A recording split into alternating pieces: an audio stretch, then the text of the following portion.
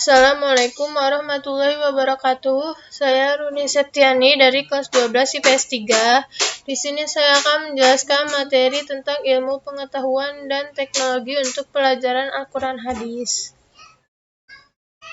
Ilmu pengetahuan dan teknologi. Ilmu merupakan sarana memperoleh dan mewujudkan keinginan. Islam mewajibkan umatnya untuk mencari ilmu. Berikut ini akan dijelaskan tentang kewajiban mencari ilmu berdasarkan Al-Quran, surah Al-Alaq ayat 1-5, surat Yunus ayat 101, dan surat Al-Baqarah ayat 164. Yang pertama ada surat Al-Alaq ayat 1-5 yang artinya, bacalah dengan menyebut nama Tuhanmu yang menciptakan. Dia telah menciptakan manusia dari segumpal darah. Bacalah, dan Tuhanmu lah yang maha mulia, yang mengajar manusia dengan pena. Dia mengajarkan manusia apa yang tidak diketahuinya.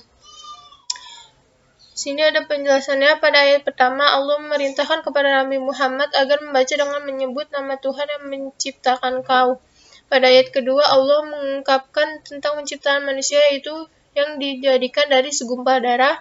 Pada ayat ketiga, Allah memerintahkan kepada Nabi Muhammad untuk membaca. Pada ayat keempat, Allah menjelaskan bahwa dengan karunia dan dengan perantara kalam terjadi proses belajar mengajar antar manusia.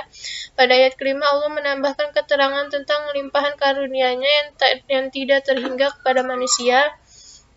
Yang kedua, di sini ada surat Yunus ayat 101 yang artinya, katakanlah, perhatikanlah apa yang ada di langit dan di bumi, tidaklah bermanfaat tanda-tanda kebesaran Allah dan rasul-rasul yang memberi peringatan bagi orang yang tidak beriman. Di sini penjelasannya, dalam ayat ini Allah memerintahkan kepada Nabi Muhammad beserta umatnya untuk memperhatikan apa yang ada di langit dan bumi secara lebih mendetail. Pada akhir ayat dijelaskan bahwa seluruh tanda kebesaran Allah yang berupa alam yang terbentang luas serta peringatan dan ancamannya yang disampaikan oleh para rasul tidak berguna bagi kaum yang tidak beriman. Meskipun mereka mempunyai akal, tetapi akalnya tidak dipergunakan sebagaimana yang diperintahkan Allah. Yang ketiga, di sini ada surat Al-Baqarah ayat 164 yang artinya, sesungguhnya pada penciptaan langit dan bumi, pergantian malam dan siang, kapal yang berlayar di laut dengan muatan yang bermanfaat bagi manusia, apa yang diturunkan Allah dari langit berupa air, lalu dengan itu dihidupkannya bumi setelah mati atau kering, dan Dia tebarkan di dalamnya bermacam-macam binatang, dan perkisaran angin dan awan yang dikendalikan antara langit dan bumi. Semua itu sungguh merupakan tanda-tanda kebesaran Allah bagi orang-orang yang mengerti. Penjelasannya, ayat ini mendorong kita untuk berpikir dan merenung tentang sekian banyak ciptaan Allah.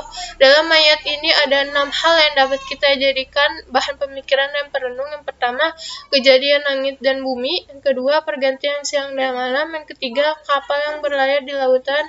Yang keempat, turunnya air hujan. Yang kelima, adanya berbagai macam jenis binatang. Yang keenam, perkisaran angin dan awan.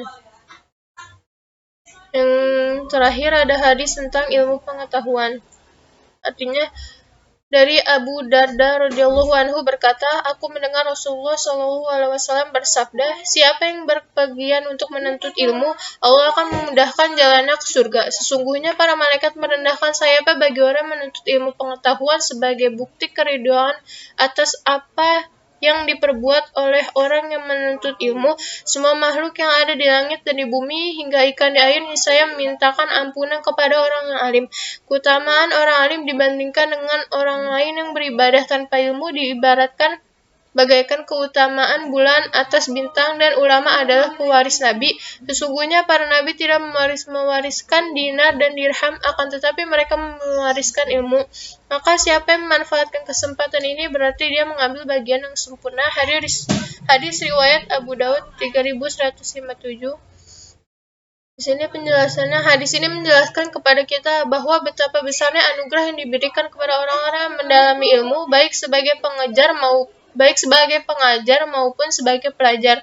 Tugas umat Islam adalah mempelajari agamanya dan mengamalkannya dengan baik, selanjutnya menyampaikan ilmu itu kepada orang lain.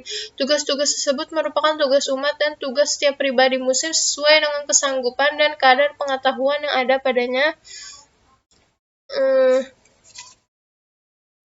Terima kasih atas perhatiannya.